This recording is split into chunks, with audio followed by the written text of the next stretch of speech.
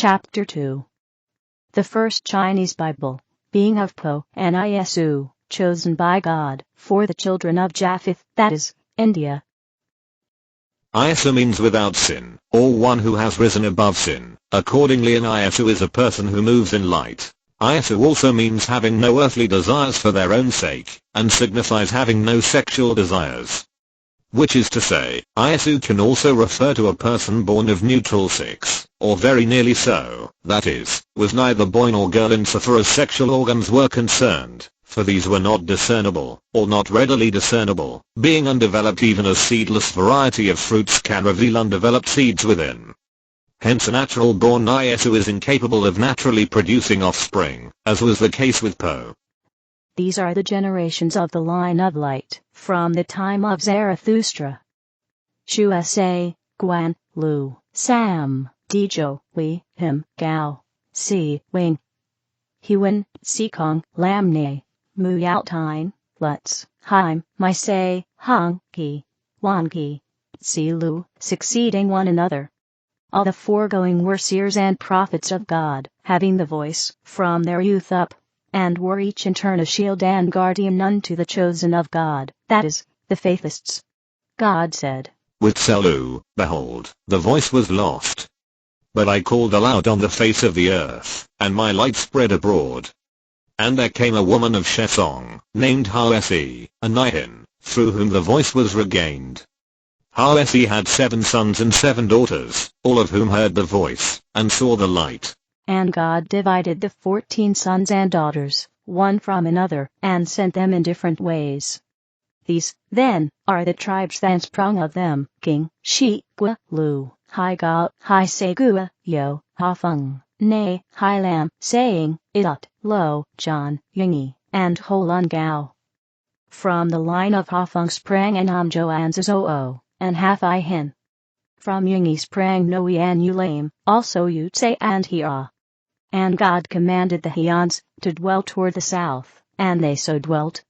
From the line of King descended the Weyaho, and they lived toward the north, and made fellowship with the Fosim, who were Ilan by blood, and also followers of the Zarathustrian law, under the name Sasan, having Rabbis, whom they called Ba, the same as to this day.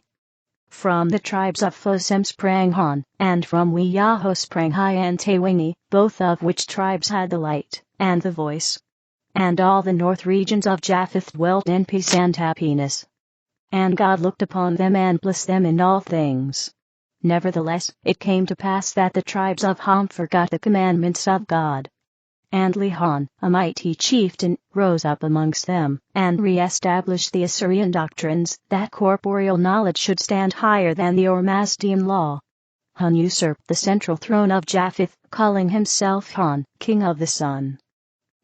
And so Han gave himself up to getting knowledge, and to enforcing knowledge upon the people.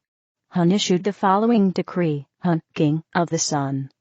Behold, there is one sun and his satellites. There shall be but one kingdom, with satellites. Behold me, I am the Sun King. I will put away all other doctrines and learning. Let all the world bow down to me. Han was asked, shall a man not worship the unseen? He answered, better is it to worship a stone, which thou canst see. Han said, worship not in words, but in works, worship not in prayer, but in doing righteously. What is prayer but crying to one's own weakness? If there be an unseen light, he will do his own way. What is the use of praying to him? Rites and ceremonies to him are the expression of folly. Rites and ceremonies to our forefathers are excusable. If their souls continue to exist, the rites and ceremonies may give them good pleasure. So, Han abolished the worship of Jehovah and his God and lords. God looked down from his holy hill in heaven, and he said, It is well, let Han have dominion. Behold, Han enraptureth the multitude with his new doctrines, remembering not that these doctrines were tried thousands of years before. God prophesied through his prophet Sewing, saying, Hear me, O Han, and all ye people of the whole world. I prophesy by the voice and light, I know my words are true words, by words the soul is bent, by not praying to the unseen will be forgotten. By the abolition of rites and ceremonies to the gods will be forgotten.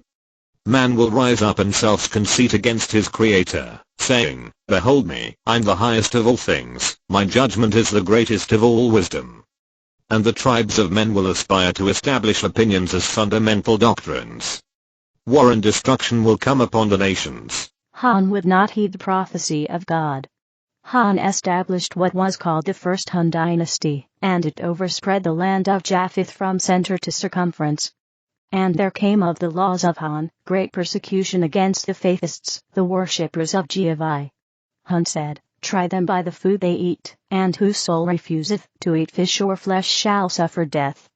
Neither shall any man nor woman have favor in the courts, who holdeth sacred the life of a cow, or a horse, or a dog, or any other animal on the face of the earth, or in the waters, or in the air, above the earth."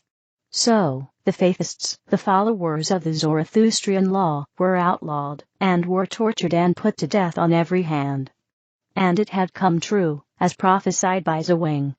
God said, "Behold, they have not only forgotten the Creator, and denied his person and words, but in behavior also. So they no longer hold sacred anything he created alive, even man.